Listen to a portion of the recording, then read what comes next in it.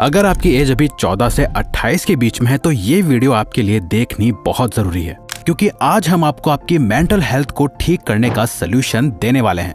इसीलिए अगर आप अभी यंग हो तो आपके लिए एक सवाल है, लेकिन आपको एकदम सच सच जवाब देना है। जब आप अपने फ्यूचर के बारे में सोचते हो तो आप कैसा फील करते हो? सोचकर अच्छा लगता है कि हाँ, आने वाला फ्यूचर अच्छा होगा। आपके सारे सपने सच होंगे। खुद को एक कंफर्टेबल लाइफ जीते हुए इमेजिन करते हो। अपने फ्यूचर को लेके पॉजिटिव सोचते हो, ऑप्टिमिस्टिक फील करते हो। या फिर फ्यूचर का सोच के दिल एकदम ऐसा भारी हो जाता है, एंग्जाइटी होने लगती है, पता नहीं क्या होगा, कैसा होगा, और सोच के जरा भी अच्छा फील नहीं होता। एंग्जाइटी और स्ट्रेस होने लगता है। अगर ये आप हो तो दोस्त, आप अकेले नहीं हो, क्योंकि आज के समय में बहुत सारे लोग, स्पेशली यंग लोग, ऐसा ही सोचते हैं। इवन एक रिसर्च के हिसाब से आज का यूथ पहले की जनरेशन के लोगों से ऑलमोस्ट डबल से भी ज्यादा डिप्रेस्ड और होपलेसनेस फील करते हैं। और जो सबसे ज्यादा शॉक करने वाली बात है, ये लोग 3 गुना ज्यादा ऐसा फील करते हैं कि उनकी लाइफ सही नहीं है, उनकी लाइफ वैसी नहीं है जैसी वो चाहते हैं। यूथ के लिए लाइफ इतनी मुश्किल हो चुकी है कि उन्हें लगता है कि इससे अच्छा यही होगा कि वो क्या आपको कभी सैडल थॉट आया है, या ऐसा मोमेंट जब आपको लगा हो कि इससे बढ़िया तो मैं पैदा ही नहीं हुआ होता?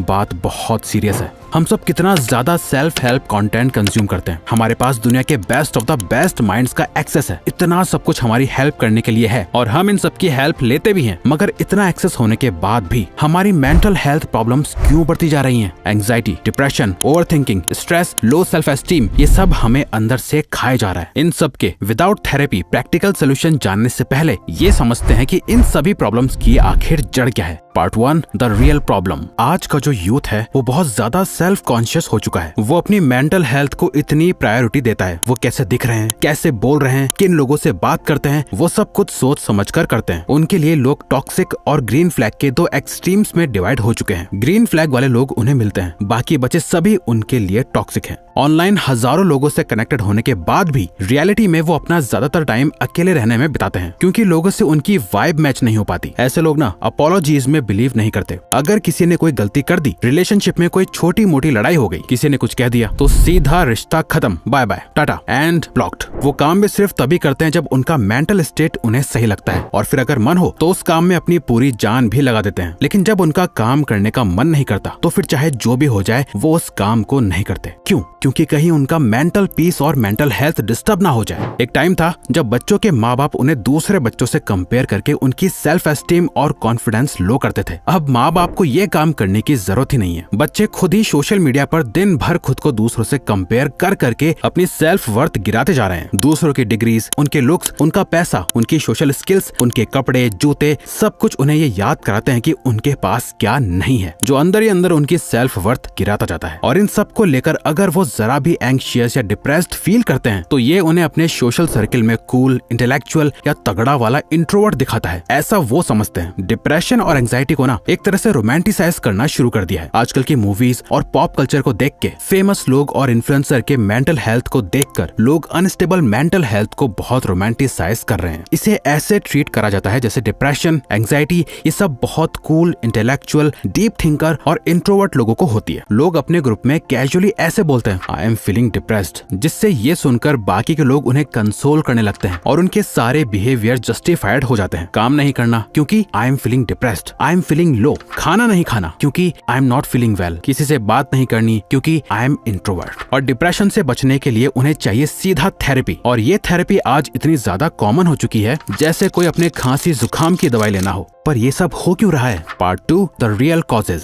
2012 के आसपास इंडिया में स्मार्टफोन्स का ट्रेंड तेजी से बढ़ने लगा था। धीरे धीरे ये हर किसी के हाथ में नजर आने लगे, चाहे वो स्कूल का स्टूडेंट हो या एक वर्किंग प्रोफेशनल। बच्चे जो पहले अपना वक्त दोस्तों के साथ खेलने, बात करने और रियल लाइफ एक्टिविटीज में लगाते थे, वो अब ज्यादातर अपने फोन पे बिताने लगे। सोशल मीडिया और इंटरनेट उनके लिए रियल लाइफ इंटरेक्शन से ज्यादा इंपॉर्टेंट बन गए। पहले जो बातें प्लेग्राउंड या स्कूल की कैंटीन में फेस टू फेस होती थी, वो अब इंस्टाग्राम, व्हाट्सएप और स्नैपचैट पे होने लगी। ये वर्चुअल दुनिया उन्हें असली दुनिया से ज्यादा अट्रैक्टिव लगने लगी और इसके चलते उनका इमोशनल सपोर्ट सिस्टम धीरे धीरे कमजोर पड़ने लगा। जो दोस्ती पहले स्ट्रॉन्ग थी, अब वो सिर्फ ऑनलाइन स्टेटस और स्टोरी अपडेट्स और लाइक्स तक सीमित हो गई। रात को देर तक फोन यूज करना उनकी नींद को डिस्टर्ब करने लगा, जो उनके ओवरऑल मेंटल हेल्थ पे बुरा असर डाल रहा था। लेकिन ये सिर्फ शुरुआत थी। स्मार्टफोन्स के अलावा भी और फैक्टर्स हैं जो आज के यूथ की मेंटल हेल्थ को बिगाड़ने में बड़ा रोल प्ले कर रहे हैं। आज के फास्ट पेस्ड वर्ल्ड में फैमिली टाइम बहुत कम हो गया है। पहले पेरेंट्स अपने बच्चों के साथ ज्यादा वक्त बिताते थे, उनकी बातें सुनते थे, उन्हें गाइड करते थे।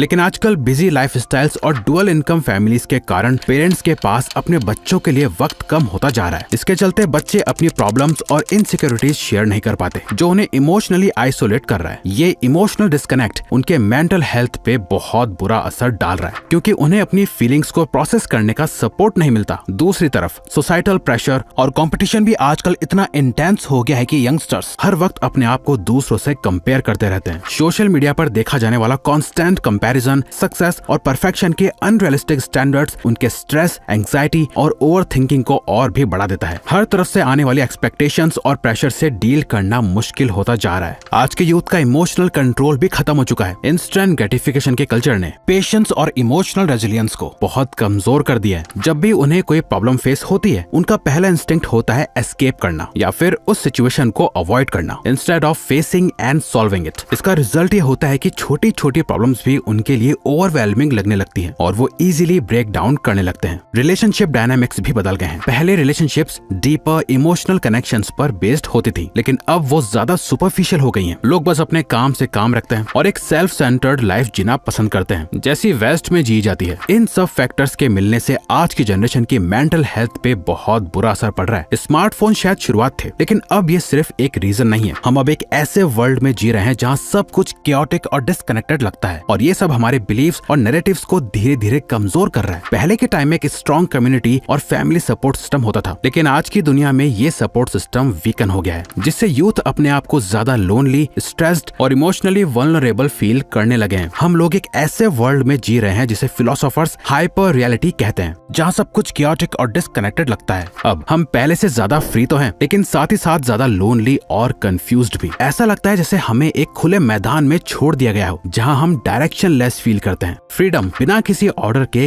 केओस बन गई है। हमारे पास दुनिया भर के ऑप्शंस है, लेकिन फिर भी हम खुद को लॉस्ट फील करते हैं। बट अब करें तो क्या करें? ऐसे तो नहीं चल सकता। हमें बाकियों से अलग बन के इसे चेंज करना होगा। वेल, इसका ये सोल्यूशन है। Part 3 the solution. देखो, आजकल लोग खुद ही खुद के डॉक्टर बने हुए हैं। बिना कोई टेस्ट करवाए, बिना किसी प्रोफेशनल से कंसल्ट करे, हर दूसरा पर्सन खुद ही कह रहा है कि मुझे डिप्रेशन है, मुझे एंजाइटी है, मैं बहुत ही ज्यादा इंट्रोवर्ट हूँ, मुझे समझना आसान नहीं है। तो सबसे पहली चीज है कि अगर इन केस आप भी अपने आप को खुद ही टैग्स देते हो, तो जरा इन सब चीजों के ऊपर उठ के सोचो। एक बार खुद से पूछो कि क्या मुझे सच में डिप्रेशन है, या मेरी लाइफस्टाइल, डेली रूटीन और हैबिट्स ऐसी हैं जो मुझे डिप्रेस्ड या एंग्शियस फील करवाती हैं। क्या मैं उन्हें ठीक करके बेटर फील कर सकता हूँ? क्या मैं ओवर थिंकिंग ना करके अपनी लाइफ को सिंपल बना सकता हूँ? या फिर नॉट फीलिंग वेल, एंजाइटी और डिप्रेशन को मैंने अपना एक इजी बहाना बना लिया है अपने आलस का? अच्छा, आपकी सिर्फ हैबिट्स कितना बड़ा रोल प्ले करती हैं, वो इस स्टडी में साफ शो होता है। एक्चुअली कुछ महीने पहले एक बहुत बड़ी स्टडी पब्लिश हुई, जिसमें रिसर्चर्स ने 97 स्टडीज के डेटा को एनालाइज किया। इस स्टडी में 1,20,000 से भी ज्यादा लोगों के डेटा को एनालाइज किया गया, और पता है उन्होंने क्या पाया? फिजिकल एक्टिविटी यानी एक्सरसाइज डिप्रेशन के ट्रीटमेंट में 50% ज्यादा इफेक्टिव है कंपेयर टू ट्रेडिशनल थेरेपी और मेडिकेशन। अब हम ये नहीं कह रहे हैं कि थेरेपी या मेडिकेशन काम नहीं करते, वो अपनी जगह इफेक्टिव है, लेकिन अगर एक ऐसा सोल्यूशन है जो फ्री है और अब रिसर्च कहती है कि ये 50% ज्यादा इफेक्टिव है, तो ये वो पहली चीज होनी चाहिए जो आपको करनी चाहिए। एक्सरसाइज करना, अपनी बॉडी को मूव करना, ये सब आपके मेंटल हेल्थ प्रॉब्लम्स के अगेंस्ट बहुत पावरफुल तरीके से काम करता है। इसके अलावा एक जो परमानेंट सोल्यूशन है जो आपकी सारी मेंटल हेल्थ को जड़ से खत्म कर सकता है, वो एंशिएंट ग्रीक फिलोसोफर एपिक्टेटस की इस बात में छुपा है। हैप्पीनेस और फ्रीडम शुरू होती है एक प्रिंसिपल के साथ। कुछ चीजें हमारे कंट्रोल में होती हैं और कुछ चीजें नहीं। ये प्रिंसिपल समझना बहुत जरूरी है। हमारी लाइफ में कितनी ही ऐसी चीजें होती हैं जो हमारे कंट्रोल के बाहर होती हैं। लोगों का बिहेवियर, सिचुएशंस, आउटकम्स और बाकी सब कुछ जो हमारे हाथ में नहीं है। अगर हम इन चीजों को लेकर कॉन्स्टेंटली स्ट्रेस या एंजाइटी में रहते हैं, तो हम अपनी मेंटल पीस खुद खत्म कर रहे हैं। लेकिन अगर हम सिर्फ उन चीजों पर फोकस करें जो हमारे कंट्रोल में है, जैसे हमारे एक्शंस, हमारे थॉट्स और हमारे रिएक्शंस, तो हम अपनी लाइफ में ज्यादा पीस और कंटेंटमेंट फील करेंगे। एक और बहुत जरूरी बात है स्टोइसिज्म फिलोसॉफी फिलोसफी से, जिसमें कहा गया है प्रीमेडिटाटियो मलोरम, यानी बैड थिंग्स विल हैपन। इसका मतलब ये नहीं है कि हम नेगेटिव सोच रखें, बल्कि ये है कि हम अपने आप को हर सिचुएशन के लिए मेंटली प्रिपेयर करें। जब हम अपने माइंड को ये तसल्ली दे देते हैं कि कुछ भी बुरा हो सकता है और हम उससे डील करने के लिए तैयार हैं, तो एंजाइटी या डर अपने आप कम होने लगता है। ये अप्रोच हमारी मेंटल रेजिलियंस को बढ़ाता है और हमें अनप्रेडिक्टेबल सिचुएशन से लड़ने के लिए तैयार करता है। इस केओटिक वर्ल्ड को हम कंट्रोल नहीं कर सकते, लेकिन अपने रिस्पॉन्स और रिएक्शन को जरूर कंट्रोल कर सकते हैं। इसमें हमारी फिजिकल हेल्थ, रिलेशनशिप्स और पर्सनल ग्रोथ शामिल है। जब हम उन चीजों को कंट्रोल करते हैं जो हम कर सकते हैं और जो नहीं कंट्रोल कर सकते उन्हें एक्सेप्ट कर लेते हैं, तो हम मीनिंग ढूंढने लगते हैं। चाहे लाइफ कितनी भी एब्सर्ड क्यों ना लगे, लाइफ शॉर्ट है, और चाहे लाइफ कितनी भी मीनिंगलेस लगती हो, अभी के लिए इसमें मीनिंग है। तो आज से आप अपनी एक अलग कहानी लिखो। और एक बात याद रखो, अगर खुद बोलते हो कि आपको डिप्रेशन या एंजाइटी है, तो इसका मतलब आपको सिर्फ ऐसा लगता है। ये सच और फैक्ट तभी साबित होगा जब कोई डॉक्टर आपको बोलेगा कि हाँ, आपको सच में डिप्रेशन या एंजाइटी है। Thank you. अपना ख्याल रखो और एक ही मेरी लाइफ को अच्छे से जियो। तो अगर आपको ये वीडियो अच्छी लगी तो वीडियो को लाइक और चैनल को सब्सक्राइब करके हमें सपोर्ट करो और बेल नोटिफिकेशन ऑन कर लीजिएगा ताकि आप आने वाली वीडियोस मिस ना कर पाओ। Thank you for watching.